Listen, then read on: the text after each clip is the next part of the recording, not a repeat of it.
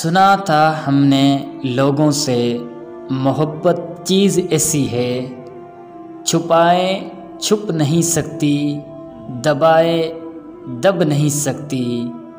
ये चेहरे से झलकती है, ये लहजे में महकती है, ये आँखों में चमकती है, ये रातों को जगाती है, ये आँखों को रुलाती है।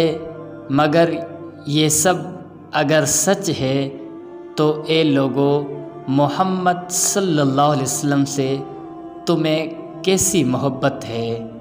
ना चेहरों से झलकती है, ना लहजों में महकती है, ना आँखों को रुलाती है, ना रातों को जगाती है। बताओ ये तुम्हें आकाए मदनी से भला कैसी मोहब्बत है, भला कैसी मोहब्बत है।